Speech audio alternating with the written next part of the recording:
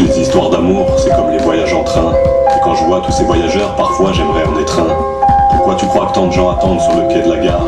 Pourquoi tu crois qu'on flippe autant d'arriver en retard? Les trains démarrent souvent au moment où on s'y attend le moins. Et l'histoire d'amour t'emporte sous l'œil impuissant des témoins. Les témoins, c'est tes potes qui te disent au revoir sur le quai. Ils regardent le train s'éloigner avec un sourire inquiet. Toi aussi tu leur fais signe et t'imagines leurs commentaires. Certains pensent que tu te plantes et que t'as pas les pieds sur terre. Chacun y va de son pronostic sur la durée du voyage.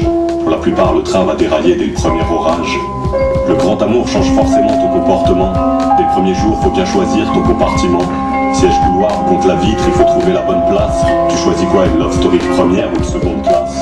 Dans les premiers kilomètres, tu n'as Dieu pour son visage. Tu calcules pas derrière la fenêtre le défilé des paysages. Tu te sens vivant, tu te sens léger et tu ne vois pas passer l'heure.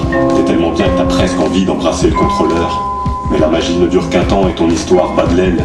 Toi tu dis que tu n'y es pour rien et que c'est sa faute à elle. Le ronronnement du train te saoule et chaque virage t'écœure. Faut que tu te lèves, que tu marches, tu vas dégourdir le cœur. Et le train ralentit, c'est déjà la fin de ton histoire. En plus t'es comme un con, tes potes sont restés à l'autre gare. Tu dis au revoir à celle que t'appelleras désormais ton ex. Dans son agenda sur ton nom, elle va passer un coup de Tipex. C'est vrai que les histoires d'amour, c'est comme les voyages en train. Et quand je vois tous ces voyageurs, parfois j'aimerais en être un. Pourquoi tu crois que tant de gens attendent sur le quai de la gare? Pourquoi tu crois qu'on flippe autant d'arriver en retard? Pour beaucoup, la vie se résume à essayer de monter dans le train, à connaître ce qu'est l'amour et se découvrir plein d'entrain. Pour beaucoup, l'objectif est d'arriver à la bonne heure, pour réussir son voyage et avoir accès au bonheur.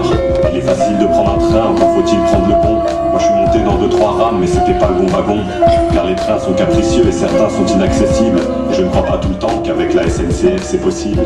Il y a ceux pour qui les trains sont toujours en grève, et leurs histoires d'amour n'existent que dans leurs rêves.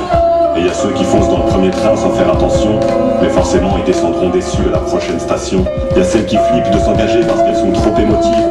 Pour elles c'est trop risqué de s'accrocher à la locomotive. Et il y a les aventuriers qui enchaînent voyage sur voyage. Dès qu'une histoire est terminée, ils attaquent une autre page. Moi après mon seul vrai voyage, j'ai souffert pendant des mois. On s'est quitté d'un commun accord, mais elle était plus d'accord que moi. Depuis je traîne sur le quai, je regarde les trains au départ. Il y a des portes qui s'ouvrent, mais dans une gare je me sens à part. Il paraît que les voyages en train finissent mal en général. Si pour toi c'est le cas, accroche-toi et garde le moral. Car une chose est certaine, il y aura toujours un terminus.